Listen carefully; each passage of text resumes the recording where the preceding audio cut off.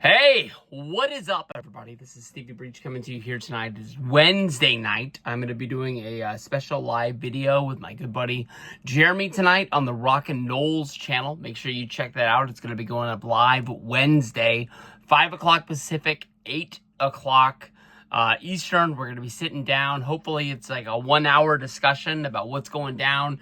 This is going to be a big week of wrestling. Memorial Day is Monday. Memorial Day is now the holiday of wrestling. It is going to be huge. Honestly, when it comes to me, Saturday night's main event is going to be my big main event of the whole thing. I know Double or Nothing is going to be going down on Sunday. They're not going to be running opposed against each other. I think NXT is going to be having a battleground show or something like that. I'm not really up to date on AEW. I watched last week. I'm not really up to date on NXT. I can't even tell you the last time that I watched NXT. I remember that I was thinking, like, maybe do I go to NXT WrestleMania weekend? And I basically thought that, like, I knew nothing. I know nobody. I probably wouldn't have, like, the best time because there's going to be a lot of questions and I'm going to be bugging the people around me, basically talking about what is going on inside of the ring. But big weekend of wrestling. I know that Saturday night's main event is going to be in Tampa. I know that Double or Nothing is moved from Las Vegas, I think because of us soaking up all of the Las Vegas money. They moved it to Glendale, Arizona. I'm not sure if it's going to be in the home of the Arizona Cardinals. I think that might be a little bit big for Double or Nothing, but I don't think that the Phoenix Suns play in Glendale, so I honestly really don't know where they're going to be having this show, if there's some sort of a college that they're going to be there or something like that, but there's got to be something that they're going to be filling up. It's Saturday night's main event. I guess story time. I am a huge fan of Saturday night's main event. I think that Saturday night's main event in the 1980s made wrestling bigger than what it was. Being able to be shown on NBC television back in the old days. I know I lived in Sacramento, California. You know, in the times that we didn't have cable, I had Channel 3, Channel 10, Channel 13, 31, 40, 58. That was it. Seeing, Andre the Giant, $1 Million Man, Macho Man Randy Savage, Hulk Hogan on the cover of TV Guide. Oh, I apologize. Miss Elizabeth was out there as well. That was cool. To be able to know that, like, my grandma, who was a big TV Guide person, always had the book right next to him in the recliner. That way they knew what was going on. They didn't want to miss any of their stories or anything like that. She reminded me a lot. Either we were at her house or she would call and she'd be like, hey, make sure you stay up late tonight. But sometimes Saturday night's main event was just like a surprise. That was, it was Saturday night, way late, because there was no time difference like there is now, where basically they show it live here on the West Coast, so it actually comes on at 5 p.m. instead of having to wait and hear about all of the results. They're treating it like this is a horse race, a football game, a basketball game, a baseball game. They're giving it, NBC Sports coverage, which basically is like saying, we're going to show this live. We're going to do it live. And I love every minute of that. Saturday night's main event was one of the most popular DVD sets that I sold back in the day. It's what got me banned off of eBay for so many years. And WWE sending letters to my house, which basically scared the crap out of me, which got me out of the bootleg DVD game. But they're throwing up a huge Saturday night's main event. 4 really big matches. It's hard to say, which matches are bigger than the other ones. I honestly think, in the grand scheme of WWE, I think that Sami Zayn, CM Punk teaming up against Seth Rollins and Braun Breaker is kind of the number one story in the company. I think behind that would be Jey Uso defending the World Heavyweight Championship against Logan Paul. John Cena, the WWE Championship against R-Truth, just because of the fact that where R-Truth sits on the rankings of the main roster. If you were to, plug this into the WWE 2K, more than likely the Xbox or the PlayStation 5 is going to think that you're on beginner mode and you're basically trying to figure out how to play the game for the first time. And then, steel cage match, only because of the fact of how many stars are on this show. Damian Priest going up against Drew McIntyre, hopefully to end their feud. If you go back in the day, Saturday night's main event, steel cage matches were there to end feuds, whether if it happened on, Saturday night's main event, whether if it happened on a Coliseum home video, whether if it happened, at a house show in your hometown. That match coming around was supposed to be the end-all, be-all of all, feuds. Basically, you knew that both of these guys were going to be going different directions, and where they go from there. WWE is ramping up to have one hell of a summer. SummerSlam is coming right up around the corner. I think all of these matches matter. I think all of these matches have a meaning for what they're doing in the grand scheme of things. And I think that this is going to be a really, really good Saturday night's main event that more than likely we remember for a long time.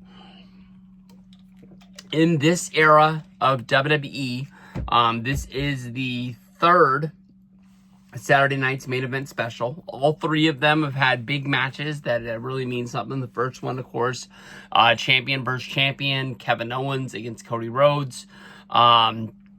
Set up, what was to be for the Royal Rumble, with Owens taking no, that wasn't champion versus champion. I apologize. It was champion versus champion at the Royal Rumble because Kevin Owens attacked Cody Rhodes once the match was over and stole the Winged Eagle Classic Championship that, Shawn Michaels, Bret Hart, Hulk Hogan, Andre the Giant for a moment, Ted DiBiase for a couple of days, held back in the day.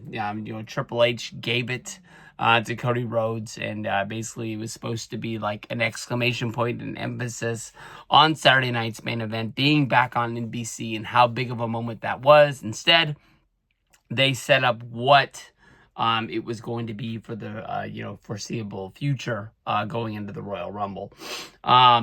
I think that all four of these matches have big meanings to them. When you look at the tag match between Sami Zayn and CM Punk, you got to be thinking, are these guys going to be able to team up? Are they going to be able to figure how to coexist?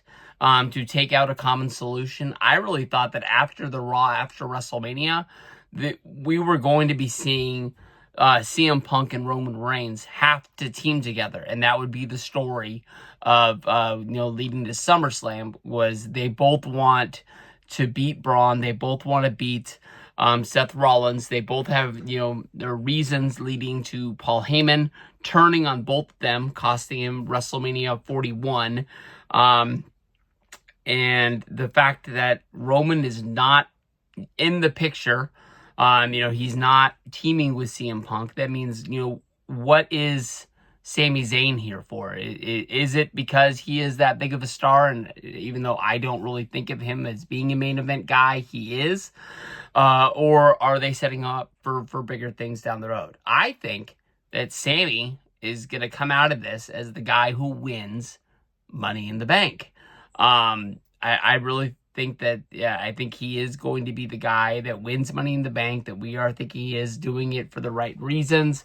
And I think it's going to be kind of like a Bryan Danielson moment with the Big Show, is that he wants to do it the right way. He wants to win the championship in a one-on-one match where he calls him out, but the guy's down in the middle of the ring. He has the briefcase. He has to cash in right now because he doesn't know what the future is going to bring. He doesn't know what tomorrow brings. He doesn't know, he wants to go down in the record book as, being a champion. When you are a champion, even if it is a one-time deal, think about guys like Jack Swagger. It is one of the first things that you think about. Sami Zayn, he's main evented at night 1 of WrestleMania in a tag team match with Kevin Owens against the Usos. He's been Intercontinental Champion. He's had other, big moments in his career, but, being World Heavyweight Champion is a big deal. I think that he has to, take the championship from Jey Uso. I wouldn't really be surprised if he does it in a dastardly, scheming way, bringing up heel Sami Zayn. He doesn't have to go back to that sort of, I'm doing a documentary. He doesn't have to go back to, everybody's against him. It could just be, he has the money in the bank. He has the championship, and he beat the guy. And now he's going to be defending his title. And if you think he's a bad guy, you think he's a bad guy. And it could just be you paint him a little bit gray. He doesn't have to be a dastardly bad guy because we've already got Rollins. We've already got Braun. He doesn't have to join that group. Could just be out there. And then you know what? With Rollins, the way that he is and the way that people love him, even though he is the main bad guy that does have Paul Heyman, maybe he just, tells Sammy, hey, I want a championship shot. But I think that them telling us the winner of Logan Paul versus Jey Uso is already going to have a match against Gunther come Monday Night Raw in Phoenix. And then they're even hyping it up the next week after that match is made. Not even like an afterthought. I think they want us to know that that match is going to mean something. I wouldn't be surprised if Gunther isn't able to get the job done against Jey Uso. It's the second time he's been beat by Jey Uso. It could be just that like Jey rolls him up and Gunther just beats the hell out of him. And Sammy's going to come down and just scrape the bones up and just make sure the shoulders are on the mat, pin him. 1, 2, 3. And that's the way that we go from there. Where Logan Paul fits in this whole situation, he had a championship shot. He didn't win it. I'm not really quite sure. I haven't heard a whole lot of buzz about the McGregor boxing match since it was really kind of named. I thought it was to take place in the summer. Maybe this is his exit moment where he goes and he trains for that. I gotta give it to him. Logan Paul became my favorite wrestler in WWE in this time period of WrestleMania 41. I hope that he blows off the boxing match or whatever it is and just keeps doing it because I think the guy's getting better each and every time. I know that people hate the fact that I like Logan Paul because they think he's a bad guy from his YouTube days, or maybe they even think he is still today. All I know is the guy knows how to wrestle. I really never paid attention to him until WWE, and I think this guy's got the goods, and that's set. John Cena going up against R-Truth. That's one hell of a match right there. Like I said, it's R-Truth. It's John Cena. One part of me thinks that Cena's going to beat Truth in 2 minutes. Part of me started thinking that Cena's going to toy with R-Truth, leading to just beating him around and just saying that he needs stiffer competition, yelling at basically Triple H to the camera to book him in bigger and better matches, that he's coming back at SummerSlam and you better give him some competition at SummerSlam, or he's just gonna walk out with that championship like he's telling you flat out. And I wonder if Cody is gonna come out and answer the call and we're gonna have a Cody versus Cena face to face. There's no doubt in my mind Cena's winning this match, but it makes me wonder, why are we doing this match? I don't think that Cody is going to make his return on some random Monday that Cena is not booked and, call out Cena and we're going to have to wait for the answer. I think it's when we know the SummerSlam main event, we're going to know the SummerSlam main event. And then honestly, even if it is the lesser match on the show, Damian Priest and Drew McIntyre, one hell of a match, one hell of a feud, goes back to last year at WrestleMania, with McIntyre winning the championship, then getting jumped by CM Punk. Damian Priest came down, he won the championship.